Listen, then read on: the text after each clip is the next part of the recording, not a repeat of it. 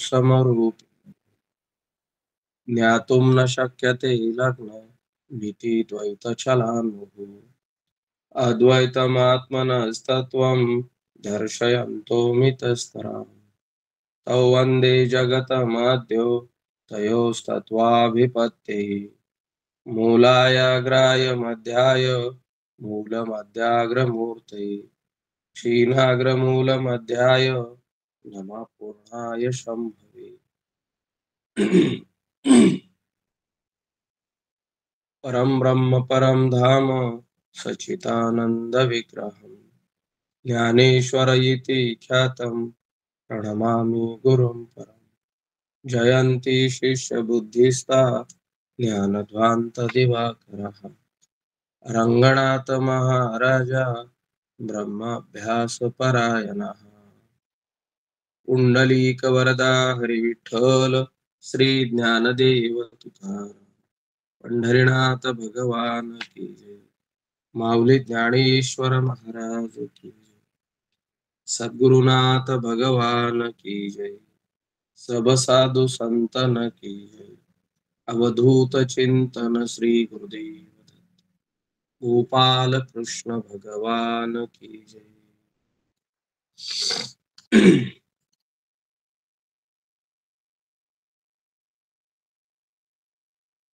थेंबी पडता उदक थेंबी धरू ये लेख परी पडिला ठाई उदक वाचून आहे।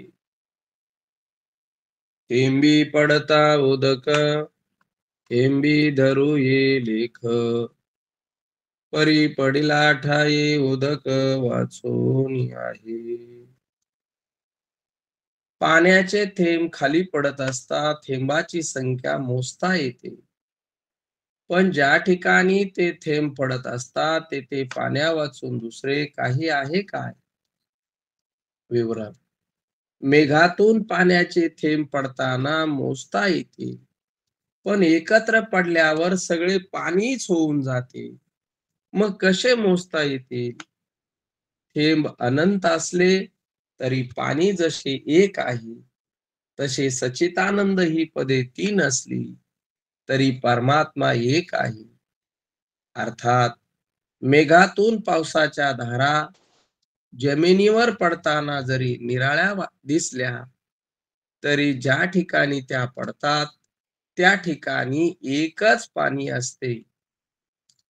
तसेच सच्चिदानंद ही पदे जरी मोजताना निरनिराळी आहेत असे वाटले तरी पण परमात्म्याच्या ठिकाणी ही तीन पदे भिन्न राहत नाहीत.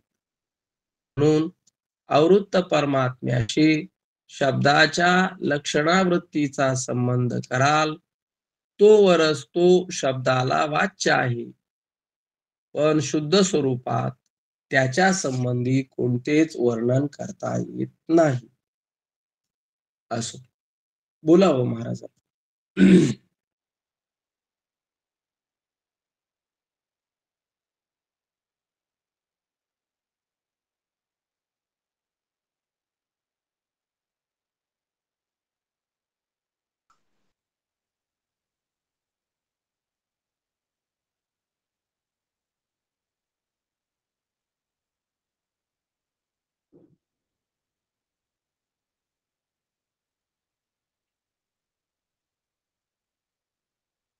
ठीक आहे.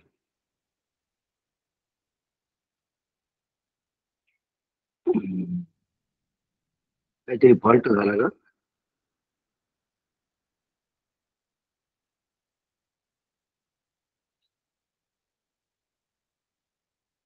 आवाज येतोय तुमचा, फक्त स्क्रीन वरती दिसत नाही फोटो. आवाज येतोय.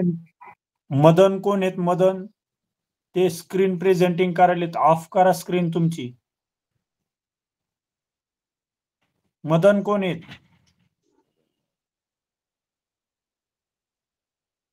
हा ठीक आहे, ओके.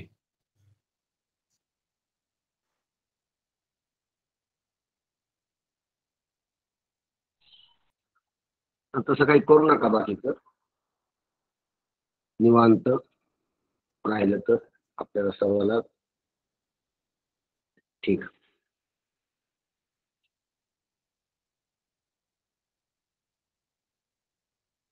थेंबी पडता उदक,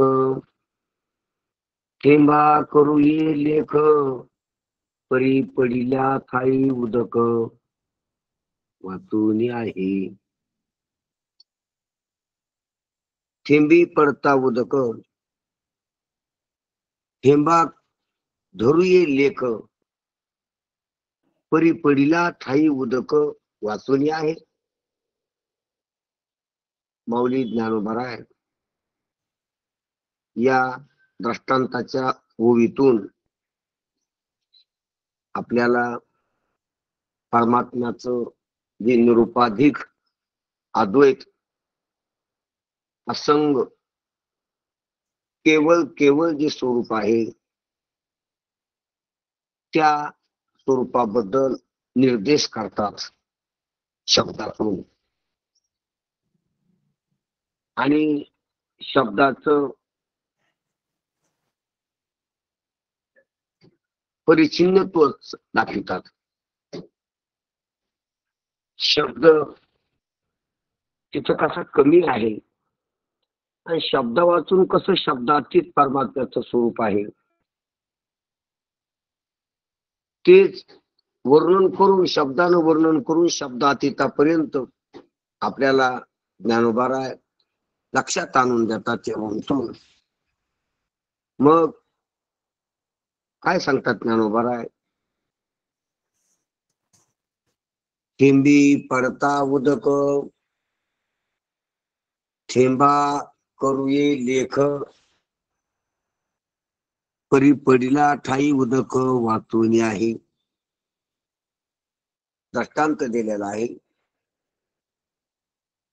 की एखाद्या जाग्यावर थेंबा थेंबानं पाणी पडायला लागलं, तशी गळती आहे महादेवाची,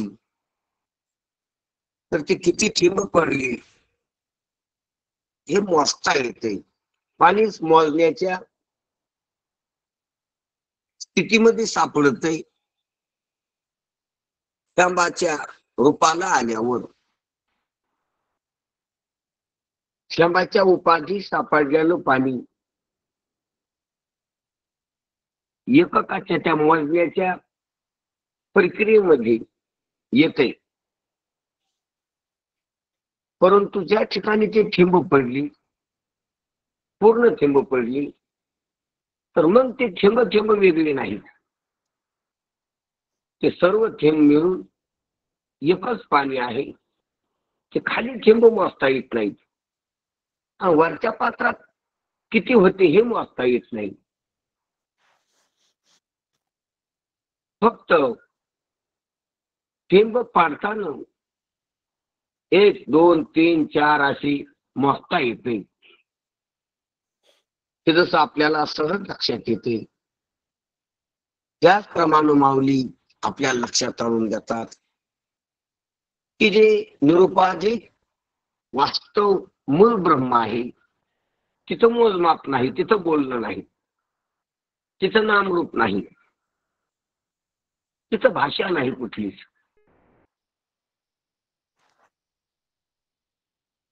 आणि आपलं बी स्वरूप जे मूळ आहे कुठंच, कुठंच बी भाषा नाही आणि बाहेर ब्रह्मात बी भाषा नाही. पण कुठंच अंतःकरणाधिष्ठान, अंतःकरणवान जीव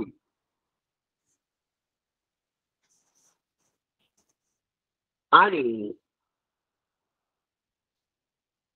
ती जीवदशाला येऊन जर इंद्रिय प्राण मनाची देहाची उपाधी घेऊन पुन्हा बाहेर माय उपाधिक असलेलं नामरूपवान पदार्थ यांचा अनुभव घेऊ लागलो. आत कुटस्थ आणि बाहेर ब्रह्म, अगदी उपाधी, माया नामरूप आणि अविद्या इकडली अविद्या कल्पना आणि त्या अविद्य कल्पनेतून इकडे जीवदशा. नामरूप कोणाला आहे? जीवदशावाल्याला. जीवदशा का? कल्पना विद्यामुळं. हा, नामरूप कोणाचं कुठं प्रचिती आलं? बाहेर. नामरूप ते का? तर माया उपाधीमुळं. माया उपाधीमुळं नामरूपाची अनुभूती कोणाला? अविद्या उपाधीमुळं जीवाला. ती अत्यंत महत्वाची गोष्ट आहे. विशेषतातच व्यवहार आहे. आणि व्यवहार उभय एक नाही, एकाच व्यवहार नसतो. आणि उभय खरं नाही, उभय उभय उपाध्या नाही. इकडे जीवदशा अविद्या उपाधीन आणि तिकडे नामरूपाची दशा किंवा ईश्वर दशा ही मायेमुळं. म्हणून नामरूपाचा अनुभव आहे तर ते नामरूपवान कोण आहे? तो ईश्वर आहे. त्याची काय उपाधी? तर माया आहे. ईश्वराचं स्वरूप आहे सर्व नामरूप. सर्व देहासकट, जीवाच्या देहासकट सर्व ब्रह्मांड, पिंड आणि ब्रह्मांड नामरूपाचा खेळ मायेच्या उपाधीवर. आणि ही जीवदशा आणि त्याचं कारण असलेलं अविद्या कल्पना, जीवाला अविद्या कल्पना. कशामुळं? कल्पना जीवाला सुख दुःख, जीवाला कर्म, जीवाला भोग, जीवाला पाप पुण्य. हे कशामुळं? तर अविद्येमुळं, अविद्या उपाधीमुळं. आणि अविद्या अधिष्ठान कुटस्थ चैतन्य आणि माया अधिष्ठान ब्रह्म चैतन्य. आणि ब्रह्म आणि कुटस्थ हातून पाहिजे ते एक आहे आणि बाहेरून मोडले तर दोन आहेत. उपाधिकून पाहत गेली तर दोन आहेत. एक आत आहे, एक बाहेर आहे. एक प्रत्येक आहे, एक पराक आहे. प्रत्येक आणि पराक, आत आणि बाहेर. का म्हणावं लागलं? उपाध्यामुळं. उपाधीमुळं जसं अंगण बाहेर आहे आणि गाभारा आत आहे, घर आत आहे. ते कशामुळे म्हणावं लागलं? भिंती दरवाज्यामुळं, खिडक्यामुळं. काही खिडकीच्या बाहेर आहे, काही खिडकीच्या आत आहे. काही दरवाज्याच्या बाहेर आहे, काही दरवाज्याच्या आत आहे. काही भिंतीच्या बाहेर आहे, काही भिंतीच्या आत आहे. खिडक्या, भिंती आणि दरवाजे मग आत बाहेर वाटत नसून प्लॉट बांधायच्या आधी काय आत होतं काय बाहेर होतं, कोणचं अंगण होतं कोणचं घर होतं. अंगण आणि घर या कल्पना नंतर भिंती दरवाज्यामुळं, खिडक्यामुळं झाल्या. वास्तविक पाहता आत बाहेर असं काहीच नाही. त्याप्रमाणे वास्तविक पाहता ब्रह्म आणि कुटस्थ असं काहीच नाही वेगळं. आत्मा आणि परमात्मा असं वेगळं काहीच नाही. जीव आणि शिव असं वेगळं काहीच नाही. पिंड आणि ब्रह्मांड वेगळं असं काहीच नाही. पहा कुठपर्यंत आले, कुठपर्यंत आलं ध्यानात घ्या. कुटस्थ इकडे परत पहा, आत्मा इकडे परमात्मा, इकडे जीव इकडे शिव, इकडं अविद्या तिकडं माया.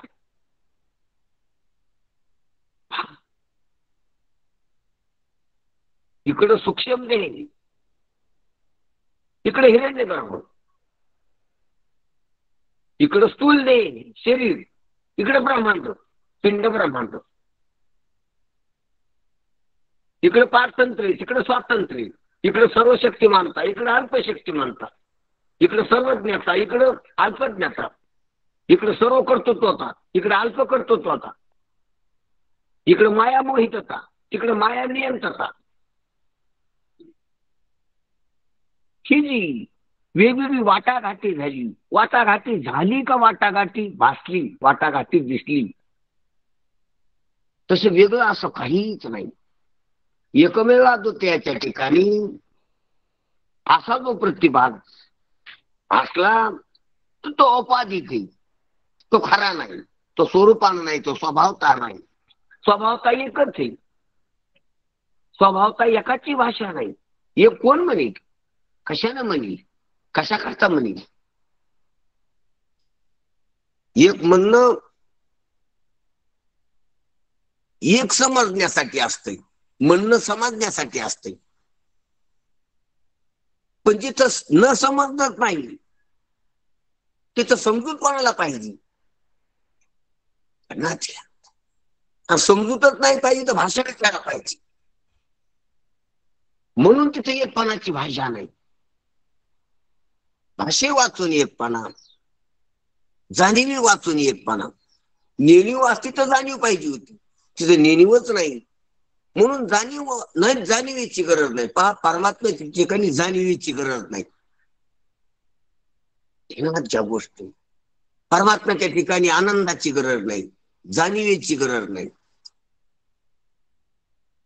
परमात्म्याच्या ठिकाणी विचाराची गरज नाही, परमात्म्याच्या ठिकाणी भाषेची गरज नाही, शब्दाची कशाचीच गरज नाही. कशाची तरी गरज म्हणले की जीवनाशी आहे.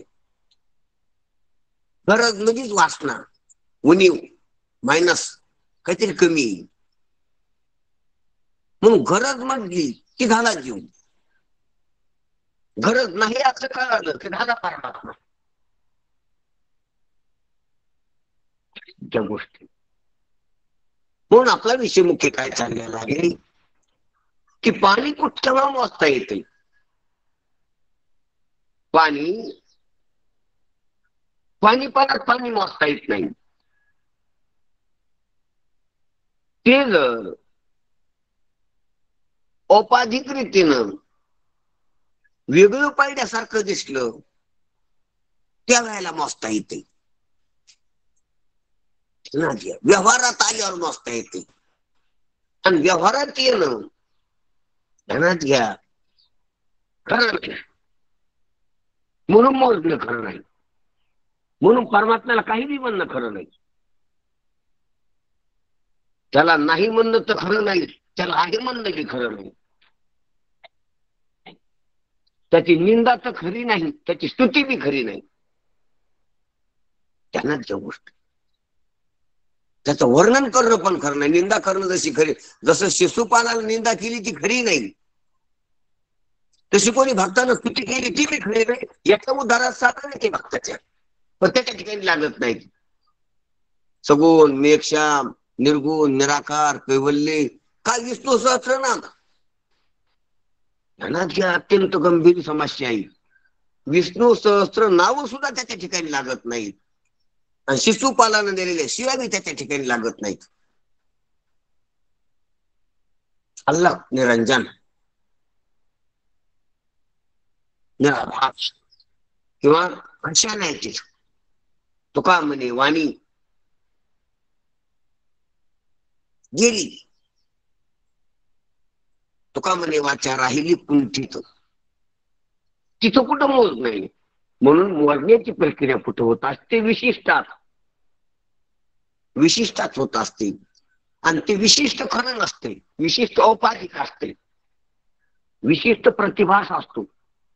म्हणून परमात्म्याच्या ठिकाणी मोजमाप नाही, मोजताच येत नाही. अमाप आहे, अनंत आहे, असीम आहे, अपरिचिन्न आहे. कुठलाच औषधक तिथं लागत नाही. आणि औषधकच लागत नाही तर मोज आपण पण औषधक म्हणजेच मोज आहे, चौकट आहे, माप आहे. जसं किलो माप आहे, टन माप आहे, मन माप आहे, खंडी माप आहे. हे सर्व माप आहे. काही द्रव्य मोजायची माप आहेत, काही घन पदार्थ मोजायची माप आहेत, काही लांबी मोजायची माप आहेत, काही काळ मोजायची माप आहेत. मापच आहेत. वर्ष माप आहे काळ मोजायचं, सेकंद माप आहे काळ मोजायचं.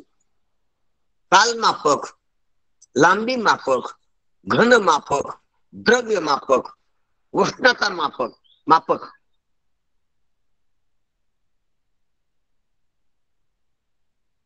स्थल मापक. जसं चौरस क्षेत्रफळ किती हे मापक आहे. स्थल मापक घनफुटापासून स्क्वेअर फुटापासून तर किती सर्व आकाश मोजा, जितकं मोजता येईल तितकं मोजा. ते मोज नाही सर्व, हेच नाही. शक्ती मापक माप आहे. पॉवर मारल्या जातो तसा अर्थ पॉवर मोडल्या जातो. विद्युत मोडल्या जाते. किती मीटर किती पडले रिडिंग मापक घेते. डिझेल पेट्रोल मोडल्या जातो पंपावर. माप आहे ते वेगवेगळ्या प्रकारचे माप आहेत. म्हणून हे सर्व जे माप आहेत तर हे सर्व माप केव्हा मोडले जाते? विशिष्टाला मोडले जाते.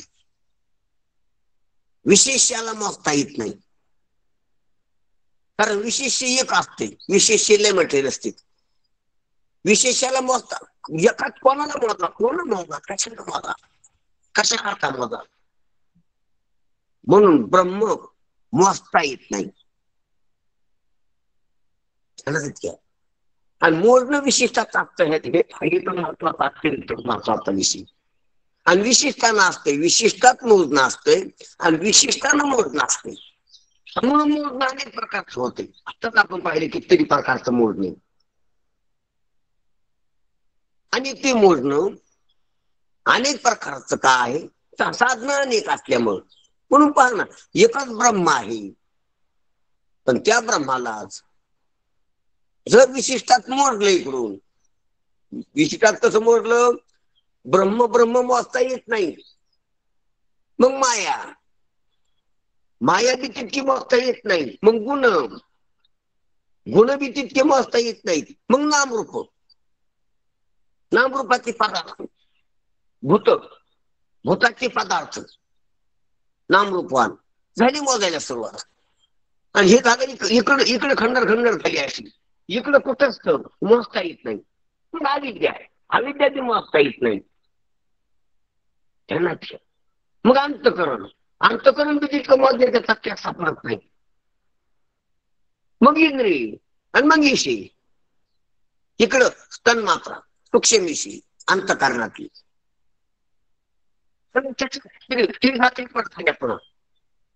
कि मन, बुद्धी, चित्त, अहंकार, विचार, कल्पना, वासना, भावना, कितीतरी प्रकार झाले हे इकडं.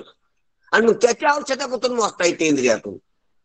आणि मग ते मोजणं नाही सूक्ष्म बारीक, कसं बारीक अनेक प्रकारचे. गळ्यातून आलं तर रूपच पाहता येते, कानातून गेलं तर शब्दच मोजता येतो. पहा, नकातून आलं तर गंधच मोजता येतो. आणि तिकडे विषय एक आहे, त्यांनाच घ्या. तिकडे एक आहे, एकच ब्रह्म आहे, पण माया एकच माया आहे, पण गुण विविधता. तीनच गुण आहेत, पण भूत विविधता. पाचच भूत आहेत, पण नामृत विविधता.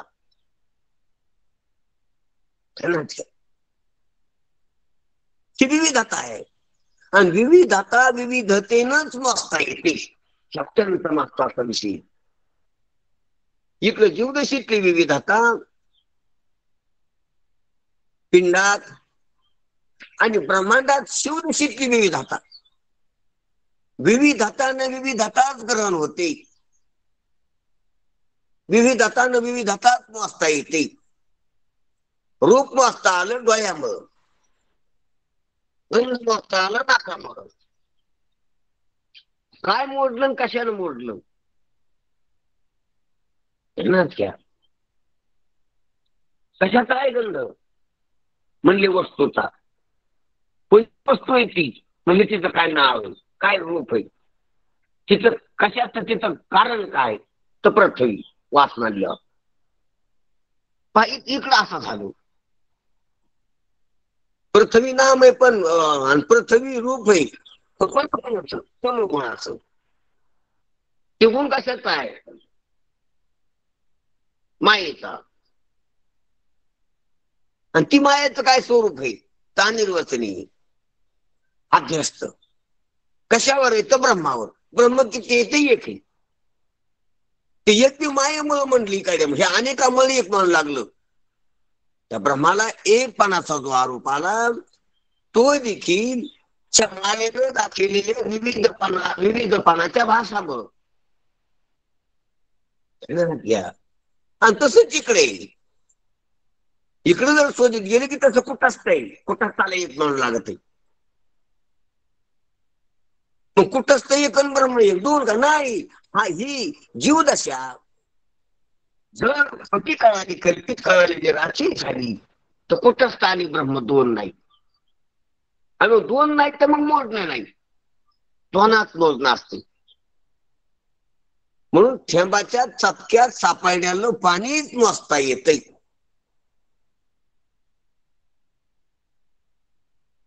थेंबाच्या चपक्यात सापडायच्या आधी ते पाणी मोजता येत नाही. आणि थेंबाच्या चपक्यातून, त्या उपाधीतून, त्या तेवढ्या देशातून, त्या काळातून पाणी गेलं त्या वस्तीतून ती पुन्हा मोजता येत नाही. गोष्टी म्हणून विशिष्टातच मोजणं आहे. आणि ती मोजणं अनेक प्रकारचं आहे, पण खरं नाही. हे खरे, ते मोजणं खरं नाही. म्हणून महाराज आपल्याला सांगतात की थेंबी पडता उदक, थेंबा धरू ये लेख, परी पडिल्या ठाई उदक वाचून आहे. पण ज्या ठिकाणी पडलं त्या ठिकाणी पाणी वाचून दुसरं काय आहे का?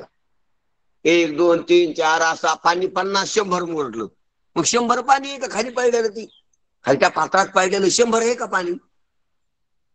1000 आहे का पाणी? यामध्ये गळती महादेवाची गळती असते, चालू आहे. तर मग किती खाली पडलं पाणी? ती महादेवाच्या अंगावर किती पडलं पाणी? एक पाणी पडलं. पण एक पडल्यासारखं वाटलं का? कारण पहा, खंड आहे मधात. त्या खंडामुळे मोजता येते, तुटल्यामुळे मोजता येते, आणि तुटणं खरं नाही. कारण तुटायला उपाय नाही, सत्याला तुटायला उपाय नाही. पाणी नामरूपवान पाणी, भौतिक पाणी किंवा भौतिकच पाणी, जल आप म्हणजे भौतिक भूतही, भौतिक नामरूपवान पाणी, त्याला देशानं, काळानं आणि वस्तूनं औषधक करतो. ध्यानात घ्या, म्हणून मोजता येते. त्या देशातलं पाणी थेंब त्या देशात, म्हणजे या पात्रातलं त्या पात्रात आलं, देशाचा औषधक पडला, काळाचा औषधक पडला. काळ थांबलेला नाही तोपर्यंत, थेंब खाली पडेपर्यंत काळाचा औषधक पडला. आणि वस्तूचा औषधक पडला की ही वस्तू तिथली इथं, किंवा त्या थेंबाचं पातळाचं बर्फ झालं किंवा पातळाचं वाफ झाली, वस्तू अंतर. थेंबाचा बर्फ झाला किंवा थेंबाची वाफ झाली, वस्तू अंतर, काळांतर. कालचं पाणी आज पाहिलं किंवा मागच्या छकातलं पाणी, हे काळांतर. आणि देशांतर, तिकडलं पाणी इकडं आलं, थेंब. मग ह्या औषधकानं मस्त आलं, औषधकानं मस्त आलं, आणि औषधक खरे नाही. त्यांना आणि पाणी जसं पाण्याचं वाफ रूप, बर्फ रूप आणि जल रूप 3 आहेत. आणि 3 नाही, पाणी एक आहे. आणि एक पाणी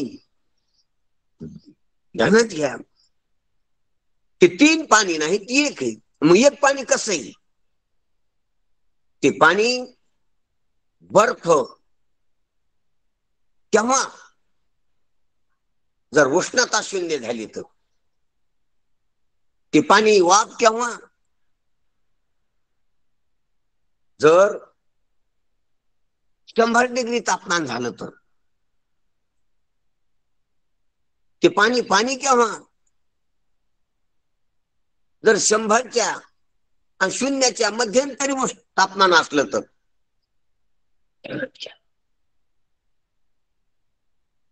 100च्या आणि 0च्या मध्यंतरी तापमान असलं की लिक्विड पाणी द्रव्य, 100च्या पुढे गेले की वाफ आहे, 0च्या आत आले की बर्फ आहे. मग वस्तू एकच आहे, तर दुसऱ्या उष्णतेच्या संबंधानं तिच्यामध्ये बदल दिसतो, तिच्यामध्ये बदल नाही. मग पाण्याचं खरं स्वरूप काय? वाफ खरं स्वरूप आहे का बर्फ खरं स्वरूप आहे का पाणी खरं स्वरूप आहे? काय पाणी? त्यांना काय पाणी काय आहे? काय अहो पाणी नाही ते वायू आहे. विशिष्ट रीतीनं संयोग एकत्र आलेलं वारं येते, पाणीच नाही. H2O आहे, हायड्रोजन आणि ऑक्सिजनचे एकत्रीकरण अणूचं आहे. काय पाणी? वायू आहे. मग पाणी वायू आहे, पृथ्वी बी वायू आहे, अग्नी बी वायू आहे, सर्व वारा असेल. वारा अदृश्य आणि 3 दिसते, पृथ्वी पाणी अग्नी दिसते. ते दिसणारे समजे न दिसणारे, दिसण्याच्या स्थितीत दिसते औपाधिक रीतीनं. आणि 3 वाटते, पृथ्वी पाणी अग्नी. 3 नाही, 1 वार आहे. हे कळालं पाहिजे. हे वैज्ञानिकाला बी कळत आहे, हे बुद्धिमानाला कोणाला बी कळत आहे.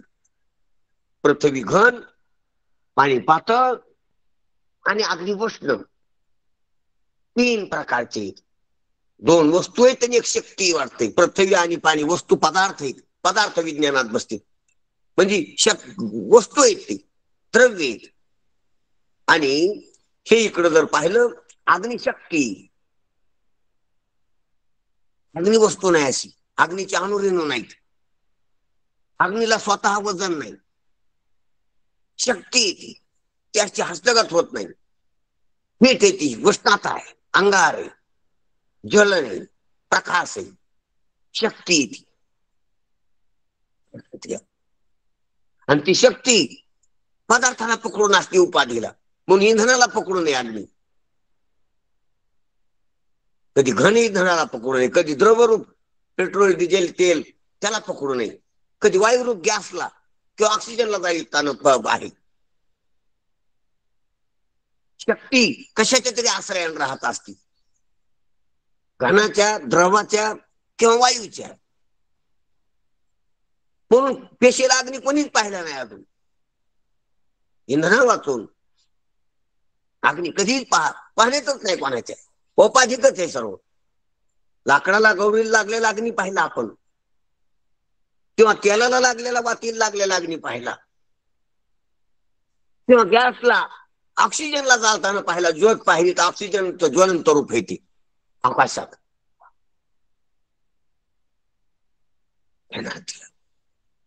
प्रकाश पाहिला तर कशावर तरी पडलेला पाहिला, कशावर तरी प्रकाशित असताना पाहिला. केवळ प्रकाश पाहण्यात येत नाही. जाळणं पाहिलं अग्नीचं तर कशाला तरी इंधनाला प्रकाशन करताना. जाळणं इंधनाच्या संबंधात, पोळणं पदार्थाच्या संबंधात, हाताच्या संबंधात, इंद्रियाच्या संबंधात. आणि ज्वलनं आणि ध्यानात घ्या, जाळणं, पोळणं आणि प्रकाशनं हे तिन्ही बी रूप उपाधीनच कळते, केवळ अग्नी कळतच नाही. शक्ती स्वरूप आहे तो. पण असो, म्हणून पृथ्वी पाणी अग्नी 3 नाहीत, एकच वायू आहे. आणि तो न दिसणार आहे, अदृश्य दर्शने संतांचे. आणि वायू जरी असला, वाहतो म्हणून वारा, स्पर्श होतो म्हणून वारा, आवाज येतो वाऱ्याचा सुसू म्हणून वारा सुटतो. म्हणून 2 रूपांना अग्नी वायू मागताच येतो. पण वायूच नाही, ते आकाश आहे. आकाशच नाही, ते मन आहे. मनच नाही, ते ज्ञान आहे. आणि ह्या तथाकथित ज्ञानाला विज्ञान म्हणतात. व्यवहार आहे विज्ञानच नाही, केवळ ज्ञान आहे. केवळ ज्ञानरूपता आहे. आणि तिथं मोजमाप नाही. कशाचं पाणी, कशाचा थेंब, कशाचा बर्फ, कशाची वाफ, कशाची पृथ्वी, कशाचा अग्नी, कशाचा वायू, कशाचा आकाश, ते आपल्याला भास व्हायला लागले. वस्तू एक आहे, एकात मोजणं नाही. ध्यानात घ्या. पहा, पाण्याला मोजायचे लिटरचे एकक, ते घन पदार्थ मोजता येत नाही. त्यानं घन पदार्थ मोजायला किलोग्राम, त्यांना अग्नी मोजता येत नाही. अग्नी मोजायच्या काही डिग्री आहेत, त्यांना वायू मोजता येत नाही. वायूचा दाब मोजायचे काही एकक आहेत, टायर मधलं घडी आहेत, काटे आहेत, त्यांना आकाश मोजता येत नाही.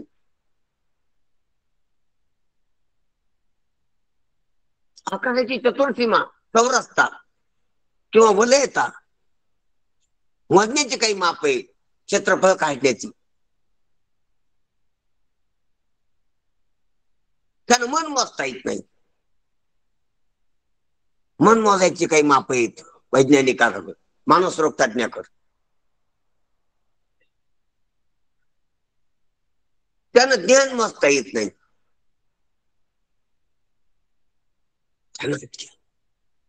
आणि व्यवहारिक ज्ञान मोजायची काही माप आहेत, आकलन क्षमता, बुद्धिमत्ता, चाचण्या आहेत काही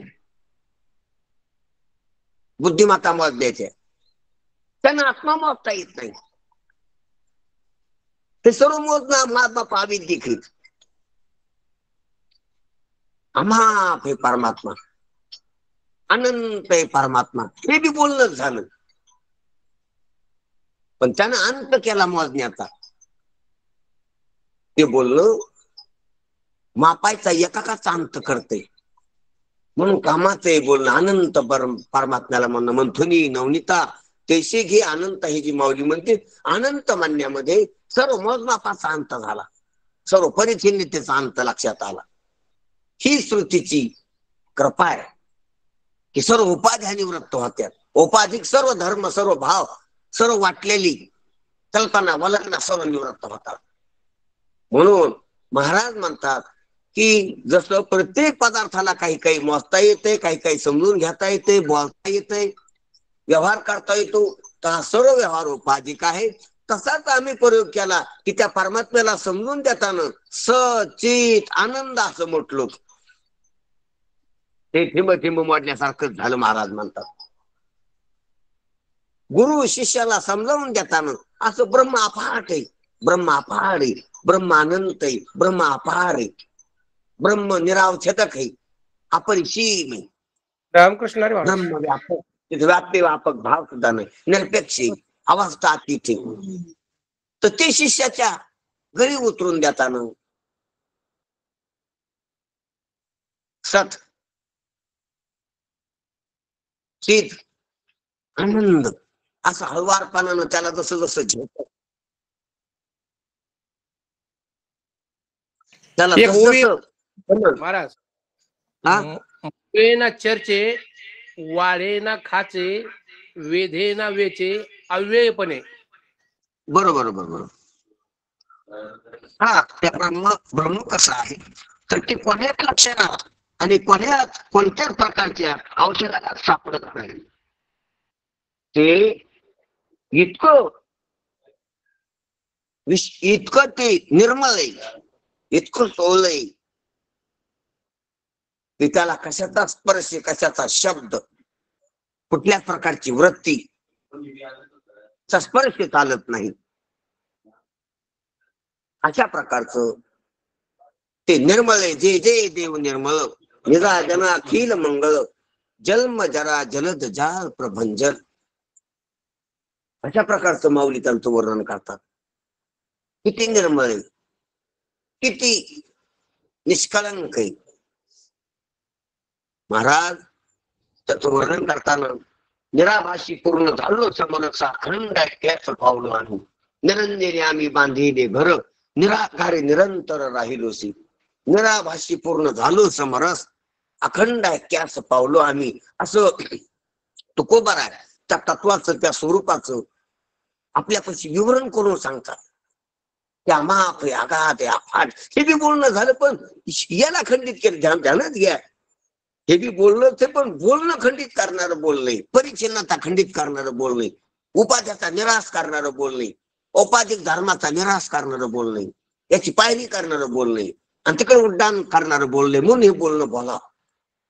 अनंत, अपार, निर्गुण, निराकार, अदृश्य, ते सर्व सर्व नकारार्थी नीती नीती म्हणून जे श्रुतीनं वर्णन केले ते कामाचं आहे. शब्दातीत होण्याला, कल्पनातीत होण्याला, अविद्यातीत होण्याला, ज्ञानातीत होण्याला, जीवदशातीत होण्याला, बंधनातीत होण्याला, निर्विचार होण्याला. ना अविचार वेगळा, विचार वेगळा, निर्विचार वेगळा, अज्ञान वेगळं, ज्ञान वेगळं, अज्ञानातीत वेगळं. अज्ञानाची ज्ञान मात करण्यासाठी, निवारण करण्यासाठी ज्ञान आहे. मग ज्ञानातीत त्या 3 अवस्थाचा निराश करण्यासाठी 4थी अवस्था आहे तुर्या. मग तुर्यातीतपणा, तुर्यावर राहतोय, तुर्यातीत अत्यंत महत्वाच्या गोष्टी. तसं ज्ञानातीत, वाचातीत, शब्दातीत, गुणातीत,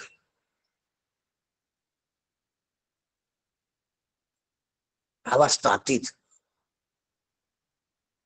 असं आपलं स्वरूप आहे. आणि तिथं मोजमाप नाही, पण ते मोजमाप केल्याशिवाय लक्षात येत नाही. जसं बाळाला लहान लहान लहान लहान घास करून आई जीव घालीत असती, त्याप्रमाणे माऊली आपल्या कवचिप्रमाणे सत चित आनंद म्हणून त्याचं वर्णन करते श्रुती. संत, सद्गुरु, महात्मे, आचार्य, ऋषी, ब्रह्मवेते, अवतारी पुरुष, रामकृष्णादी, त्याची जी अशी व्याख्याता करतात ती तुमच्या आमच्यासाठी. सचितानंद, हे ते सचितानंद मानता येत नाही. सचितानंद म्हणणे गेली दुरी हो खऱ्या स्वरूपाच्या ठिकाणी. परापशिंती मध्यमा वैखरी, चारी वाचा निमाल्या वेद चारी, बोल बोलाची झाली बोहरी, सचितानंद म्हणणे गेली दुरी हो. अशा प्रकारचं केवळ अशब्द असं आपलं स्वरूप आहे. आणि त्या स्वरूपाच्या ठिकाणी आपल्याला स्थापित होण्यासाठी, आरूढ होण्यासाठी माऊली भाषा करतात अमृतानुभवामध्ये की ते शब्दातीत आहे, ते मोजण्यातीत आहे, ते विचारातीत आहे, ते कल्पनेतीत आहे. पहा, महाराज म्हणतात, जाणीव जेथ नरे घे, विचार मागोता पावली निघी, तर को आईनी निघे अंगी जयाच्या, अर्जुना तया नाव ज्ञान, हे प्रपंच हे विज्ञान. आणि त्या प्रपंचाच्या ठिकाणी सत्यत्व बुद्धी हे अज्ञान, हेही जाणून घे. सत्य वाटत असला तर ते अज्ञान आहे. मग प्रपंच सत्य नाही असं जर लक्षात आलं तर परमात्म्याला सत्य म्हणायची गरज नाही. प्रपंच जेड आहे, परसंवेद्य आहे, तो संवेद्य नाही, इतकं जर कळालं तर परमात्म्याला चीज म्हणायची गरज नाही. प्रपंच दुःख आहे, द्वैत आहे, दुःख आहे, खंडित आहे, आवडीचा विषय नाही, त्याच्यासाठी तो आवडत नाही त्या आपल्याला. इतकं जर कळालं तर परमात्म्याला आनंद मानायची गरज नाही.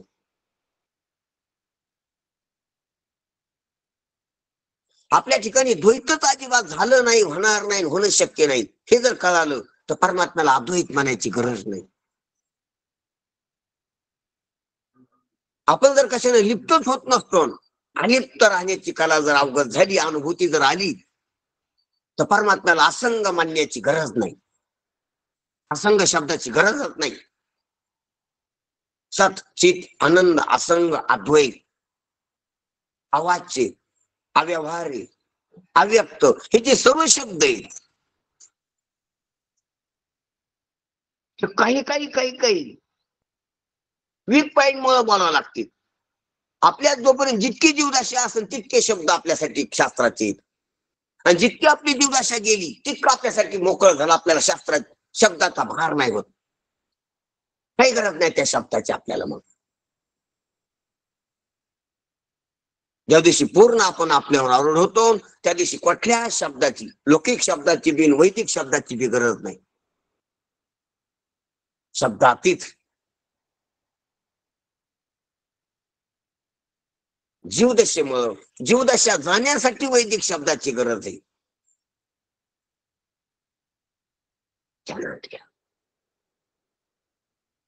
व्यवहार कळण्यासाठी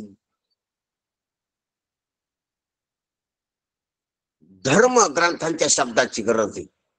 निष्पाप बिनचूक व्यवहार होण्यासाठी धर्म ग्रंथांची, धर्मशास्त्राच्या शब्दाची गरज आहे.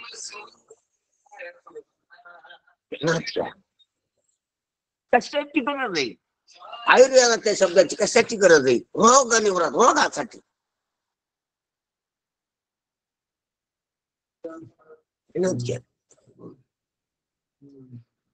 त्यातल्या व्यवहारासाठी लौकिक शब्दाची गरज आहे. लोकव्यवहारासाठी, लोकव्यवहारासाठी लौकिक शब्दाची गरज. रोगासाठी आयुर्वेदादी वैद्यकीय शास्त्रातल्या शब्दाची गरज. चुकीमुळं, बेजबाबदारीमुळं, गुन्हेगारीमुळं न्यायालयाच्या शब्दाची गरज, न्याय व्यवस्थेची शब्दाची गरज. त्याच्यासाठी त्याची गरजच नाही. खऱ्यासाठी कशाचीच गरज नाही. खऱ्याला लौकिक शब्दाची गरज नाही, खऱ्याला वैद्यकीय शब्दाची गरज नाही, खऱ्याला न्यायालयीन शब्दाची गरज नाही, खऱ्याला राजकीय शब्दाची गरज नाही. सत्याला पौराणिक शब्दाची गरज नाही, सत्याला शास्त्रीय शब्दाची गरज नाही, श्रुतीशास्त्राची. पण सत्याला वैदिक शब्दाची बी गरज नाही. सत्याला म्हणतो मी ध्यानात घ्या. सत्याला मोजदच नसते. म्हणून सत्य निरपेक्ष, कशाचीच अपेक्षा नाही त्याला. आणि ते सत्याला सत्य म्हणण्याची बी अपेक्षा नाही. ही अत्यंत महत्वाची गोष्ट आहे. चित म्हणण्याची बी अपेक्षा नाही, आनंद म्हणण्याची. आनंद नसल्यावर आनंद ध्यानात येण्यासाठी आनंद म्हणावा लागतोय. चिद्रूपता न कळल्यामुळे आज्ञानानं घेरलेला असल्यामुळे चैतन्य चैतन्य म्हणायची गरज असते. आणि खोटं खरं वाटल्यामुळं सत्य सत्य सत्य म्हणायची गरज असते. सत्य तू सत्य तू सत्य तू. त्याला का तर का हा दावीला जगदाकार जगत खरं वाटायले म्हणून परमात्म्याला सत्य म्हणावं लागते. शरीरच चेतन वाटायले म्हणून परमात्म्याला चेतन म्हणू लागते. निर्गुण निराकार आहे चेतन, निर्गुण आहे चेतन, हे सगुण आहे शरीर साकार, हे चेतन नाही. याला चेतन म्हणण्याचा भ्रम झाल्यामुळे त्याला चेतन म्हणावं लागते. हे सर्व जड कळालं मनासहित, आभासासहित, तर त्याला चेतन म्हणायची गरज नाही. आहेच ना तो, त्याला काय म्हणायची गरज नाही. सर्व व्यवहार जर लटका कळाला तर परमात्म्याला सत म्हणायची गरज नाही. आणि सर्व असंच जड दुःखरूप भ्रम आहे, आभास आहे, कल्पित आहे, आपल्या वास्तविकतेनं नाहीची आझादवाद जर कळाला ध्यानात घ्या तर परमात्म्याला सचित आनंद म्हणण्याची गरज नाही, गरजच नाही. म्हणून काहीतरी बटा लागलेला असतो म्हणून सत म्हणावं लागतं, चित म्हणावं लागतं, आनंद म्हणावं लागतं, आसंग म्हणावं लागतं, अद्वय म्हणावं लागतंय. इतकंच नाही तर षड ऐश्वर्य षडगुण ऐश्वर्य संपन्न म्हणू लागतोय, कर्तुम अकर्तुम मान्यता कर्तुम शक्ती संपन्न म्हणू लागतोय, ईश्वर म्हणू लागतोय, वैकुंठवासी म्हणू लागतोय, कैलाशी राणा म्हणावं लागतंय, अविद्याधीश म्हणावं लागतंय, कृष्ण म्हणू लागतंय, राम म्हणू लागतंय, विठ्ठल म्हणू लागतंय, म्हणावं लागतंय, शिव म्हणावं लागतंय, देव म्हणावं लागतंय, मंदिर म्हणावं लागतंय, मूर्ती म्हणावं लागतंय, पूजा म्हणावं लागतंय, आरती म्हणावं लागतं, नामस्मरण घ्यावं लागतं, भजन करावं लागते, कीर्तन करावं लागते, पाठ घ्यावं लागते, प्रवचन करावं लागते. हे कशामुळे तरी लागते, कशा तरी अपेक्षेनं. ज्या वेळेला सर्व निराशित झाल्या उपाध्या सर्व उपाधीचे धर्म त्यावेळेला काहीच म्हणावं लागत नाही. आणि ती खरी वस्तुस्थिती, ती खरी सहस्थिती. ती सहस्थिती लक्षात आणून देताना माऊली म्हणतात की तिथं मोजणं नाही, ते मोजावं इथं लागतंय. म्हणून सचिदानंद इथं म्हणावं लागतंय. ग्रंथात सांगताना बोलताना ऐकताना म्हणून लागते, समजून घेताना म्हणून लागते, कल्पना निवृत्त करताना म्हणून लागतं, अविद्याचा निराश करताना म्हणावं लागते. काहीतरी घालवायसाठी, काहीतरी मिळवायसाठी काही सर्व करणं असते, मिळणं असते, म्हणणं असते, समजून घेणं असते. आणि ते सर्व जीवदशेतले सर्व साधन येते. म्हणून महाराज म्हणतात की आपल्याला थेंबी पारता उदक, थेंबी धरू ये लेख, परी पडिल्या ठाई उदक वाचून आहे. म्हणून आकाशात जसे थेंब पावसाचे पडताना मोजता येतात, झाडा मोजता येतात, झाडांच्या पाण्याचं काय काय मोजता येते. नैसर्गिक थेंब पडायली तर मोजता येते, आपल्याला खिडकीतून दरवाजातून पाहता येते. पाण्याचा प्रवाह मोजता येतो की आमच्या घरचं पाणी टिकून चाललं पावसाचं, तिथेच्या घरचं टिकून आले, नाल्यानं चालले, तिकडी नाली इकडी नाली, आमच्या इकडे ओहाळात गेलो, वड्यात गेलो, तो नाला टिकून चालला, तिकडच्या गावचा नाला टिकून आला. ही 2-3 नाली एक झाली, पण ती नदी एक आहे, तिकडच्या गावाची नदी एक आहे, गंगा एक आहे, यमुना एक आहे, सरस्वती एक आहे. किती नर्मदा, काही दक्षिण वाहिनी आहेत, काही पूर्व वाहिनी आहेत, काही पश्चिम वाहिनी आहेत, काही उत्तरेला वाहतात, किती कुंकडी काय दिशाला.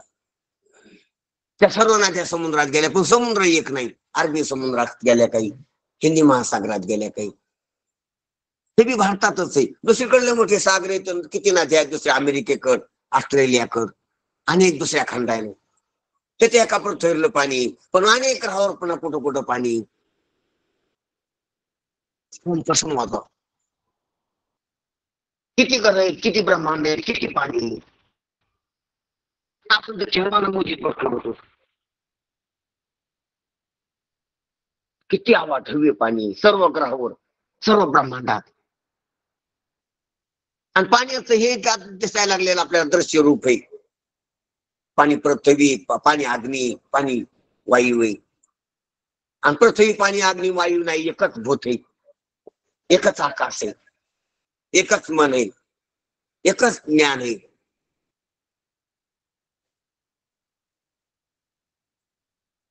एकच कुठं, एकच ब्रह्म आहे, एकच परमात्मा आहे. तिथे काय मोजा,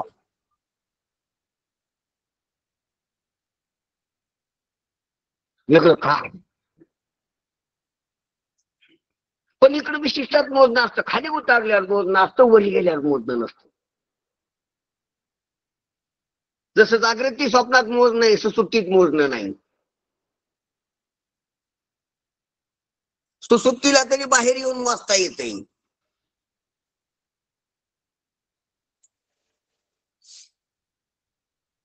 तुर्याला मोजता येत नाही. तुर्याला तरी त्या बंधनाच्या अवस्थाच्या मानानं अपेक्षेनं मोजता येते.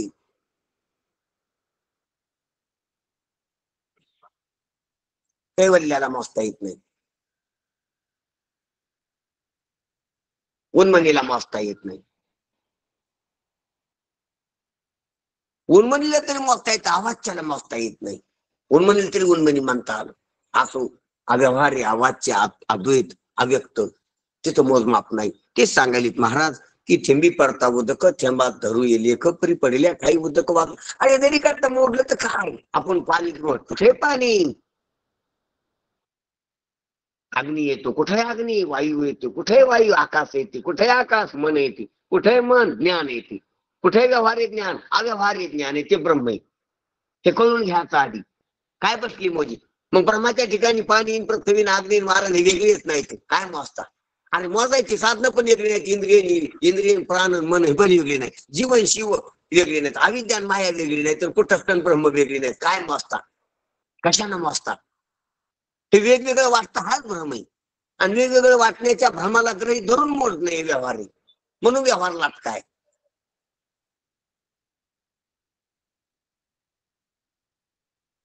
खोटारडेपणा सर्व मोजमाप आहे, सर्व व्यवहार आहे. खऱ्यात व्यवहार बी नाही, मोजमाप बी नाही, शंका नाही, समाधान करायची गरज नाही. जीव नाही, शिव नाही, बंधन नाही, मोक्ष नाही, अज्ञान नाही, ज्ञान नाही, खऱ्या ठिकाणी. पण ते खरी लक्षात आली पाहिजे स्थिती, आणि खरी स्थिती लक्षात यासाठी चिंतन करावं लागते. म्हणून चिंतने तद्रूपता, अशा प्रकारचा व्यवहार होऊन जात असतो. म्हणून महाराज म्हणतात, पडल्या ठाई उदक वाचून आहे. ज्या पडलेल्या ठिकाणी पाणी वाचून काहीच नाही. आपण थोडं वाचन करू. मेघातून पाण्याचे थेंब पडताना मोजता येतील, पण एकत्र पडल्यावर सगळे पाणीच होऊन जाते. मग कसे मोजता येईल? थेंब अनंत असले तरी पाणी जसे एक आहे, तशी सचितानंद ही पदे जमिनीवर तशी सचितानंद ही पदे 3 असली तरी परमात्मा एक आहे. अर्थात मेघातून पावसाच्या धारा जमिनीवर पडताना जरी निराळ्या दिसल्या तरी ज्या ठिकाणी त्या पडतात त्या ठिकाणी एकच पाणी असते. तशी सचितानंद ही पदे जरी मोजताना निरनिराळी आहेत असे वाटले तरी पण परमात्म्याच्या ठिकाणी ही 3 पदे भिन्न राहत नाहीत. परमात्म्याच्या ठिकाणी, वास्तव परमात्म्याच्या ठिकाणी ही 3 पदे सत चित आनंद ह्या 3 लक्षणा, ह्या 3 शब्दांना लक्षणा वृत्तीनं जरी श्रुतीनं किंवा सद्गुरूनं शिष्याला समजावून सांगण्यासाठी 3 प्रकारचे शब्दाचा उपयोग केला आणि लक्षणा वृत्तीनं लक्षणा करून त्या ब्रह्माचा निर्देश केला असला आणि त्या ब्रह्माच्या ठिकाणी जीवदशे असलेलं अज्ञान जीवाच्या मानानं ते घालण्याचा प्रयत्न केला असला तरी बी त्या परमात्म्याच्या ठिकाणी मोजलं जात नाही. म्हणून आणि शिल्पा मोडलं आणि शेवटी काय केलं की तूच ब्रह्म आहेस असं मोडलं की सतय चितय आनंद यादवय आणि तेच तू झालं. मोजलं पुन्हा मिसळून टाकलं, एक केलं. आपण बी काय करतो, मोजतो तर पुन्हा एकत्र करून टाकतो. 1 2 3 4 असं जवारी काहीतरी मोजली आतली ना कशानं आणि एका त्याच्यात टाकली. पुन्हा आता कुठे किती आटले एकच दिसायला पोत होती, एकच ढीक दिसायला कुठं मोजलं पण आलं पोट ठेवलं पुन्हा एकच झालं. मोजून एक होत असते ध्यानाच्या, मोजून एक व्हावा याला अद्वैत चिंतन म्हणते. वाचताना वेगवेगळं वाटतं. म्हणून वाचताना पृथ्वी पाणी अग्नी 25 तत्व, स्थूल देहाचे तत्व, सूक्ष्म देहाचे तत्व, पंचीकरणात किती मोजलं आणि पुन्हा अद्वैतच सांगितलं, मोजून एक केलं. पण मोजून केल्यावर निशंक होत असते. आधीच मोहम एक म्हणणं वेगळं आणि मोजून चिंतन करून एक लक्षात येणे वेगळं. म्हणून मोजावं बी निखिल मोजावं, सावकाश मोजावा. म्हणून महाराज म्हणतात ना की हरिनाम अमृत सेवी सावकाश मोज. भाग्यवंता हेच कामन मापे नाम करी. नामस्मरणाचं मोजमाप करतो. राम राम राम सचित आनंद अद्वय असंग ते ब्रह्म मी अहम ब्रह्मस्मी हे मोजमापच आहे. ते असत आहे, जड आहे, हे दुःखरूप आहे, ते अनित्य आणि अनित्य म्हणता हे भासमान आहे, कल्पित आहे, माझ्या वाचून नाही, हे अध्यस्त आहे, मी अधिष्ठान आहे, हे नाहीच मीच आहे असं मोजताच आपल्याला लक्षात येतात गोष्टी. म्हणून महाराज म्हणतात की त्या पडलेल्या ठिकाणी पाण्या वाचून जसं काही नाही तसं सचितानंद असं मोजून टाकलं तर ब्रह्माच्या ठिकाणी ब्रह्मच हे वेगळं काही नाही. ही 3 पदे भिन्न राहत नाहीत. अमृत परमात्म्याच्या आवृत्त परमात्म्याशी शब्दाच्या लक्षणावरतीचा संबंध कराल तोवर तो शब्दाला वाच्य आहे. जोपर्यंत आपण शब्द वापरून सचित आनंद अशा प्रकारच्या शब्दाचा उपयोग करून त्या शब्दाच्या लक्षणावरती वाच्य अंशात नाही बरं का, लक्षार्थ करून कारण की शब्द तिथपर्यंत पोहोचत नाही म्हणून शब्द अलीकडेच राहतो ते लक्ष पलीकडे राहतो. म्हणून वाच्य नाही, वाच्य त्याच्या गळ्यात मिठी घालीत असतो शब्द वस्तूच्या, त्याला वाच्य म्हणावं. आणि शब्द पोहोचत नाही, फक्त लांबून निर्देश करतो. शब्द संपतोय, वस्तूच राहते, तत्वच राहते, त्याला लक्षार्थ म्हणावं किंवा त्याला लक्षणावृत्ती म्हणावं. अशा प्रकारच्या लक्षणा करून जे शुद्ध ब्रह्म आहे तर ते लक्षात आल्या जाते आणि आवाजच्या व्यवहारी होत असते. पण शुद्ध स्वरूपामध्ये त्याच्या संबंधी कोणतेच वर्णन करता येत नाही. केवळ शुद्ध स्वरूपामध्ये सचितानंद देखील शब्द वापरता येत नाही, मानता येत नाही. आहे सत तर सत थांबते, शब्द थांबतो, वस्तू होती. आहे चित तर शब्द थांबतो, मन थांबत आणि वस्तूशी तादुर्भाव होत असते. आनंद शब्द आहे तर आनंद शब्दानं दुःख घालीनं, आनंद शब्दानं सुखाचं भान करून दिलं असलेल्या वास्तव स्वरूपाचं, आपल्या स्वरूपभूत सुखाचं, आनंदाचं. आणि आनंद शब्द संपला, आनंदाची वासना संपली आणि द्वैत संपलं, जीवदशा गेली, जगत गेलं, शिवत्व गेलं, जीवत्व गेलं, माया उपाधी गेली, अविद्या उपाधी गेली, द्वैत सर्व संपलं आणि त्या आनंद शब्दानं एक हरी एक परमात्मा तो एक तत्व लक्षात आणून दिलं. लक्षणं करून आणि ती लक्षणं संपली, लक्षणं करण्याची प्रक्रिया संपली, जीवत्व संपलं, बंधन संपलं, शंका संपली आणि समाधानाची भाषा संपली आणि अशी अद्वैत अखंड एकाकार स्थिती, तोच केवळ नित्यमुक्ताता आहे. बंधनच कधी नव्हतं, भ्रमच कधी नव्हता. अशा प्रकारचा अर्थ, स्वलीव अर्थ या मौनानं, शब्दानं झालेल्या मौनानं, शब्द उपयोगात आणून आणून नंतर केलेल्या मौन, आधी मौन करताना नाही. म्हणून शब्दाचं पुरेपूर चिंतन करून संतांच्या संगती सेवा करून शब्दातीत स्थितीला, शब्दातीत स्वरूपामध्ये आपला काय होत असतो, निश्चय होत असतो आणि तो निश्चय खरा आहे. ठीक आहे, नंतर ते चिंतन उद्या करू. मी परत दुसऱ्या गावाला ठीक हो आहे. हो. ठीक आहे. पुंडलिक वरदान हरी विठ्ठल. श्री ज्ञानदेव तुकाराम पंढरीनाथ भगवान की जय. माऊली ज्ञानेश्वर महाराज की जय. सद्गुरुनाथ भगवान की जय. श्री रंगनाथ महाराज की जय. श्री मुरलीधर महाराज की जय. सगळ्या संतन की जय. जय हरी महाराज. जय हरी सर्वांना. जय जय हरी महाराज, जय हरी सर्वांना. जय हरी जय महाराज. सर्वांना जय हरी बाबा. जय हरी. सर्वांना जय. तो मंडळी जय हरी, जय हरी. जय हरी. जय हरी. सर्वांना जय हरी. सर्वांना नमस्कार. रामकृष्ण हरी महाराज सर्वांना जय हरी बाबा. राम हरी. जय हरी बाबा. जय हरी बाबा. जय हरी. जय हरी. जय हरी. जय हरी. जय हरी बाबा. जय हरी बाबा. जय हरी. जय हरी. जय हरी. तुम्हाला जय. ठीक आहे. ठीक आहे. हा? 1780 असतात.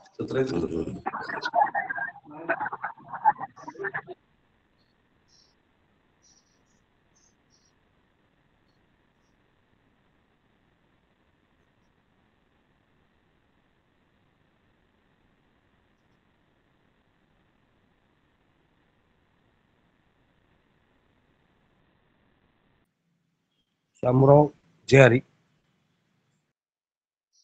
हो, जय हरी. जय हरी माऊली.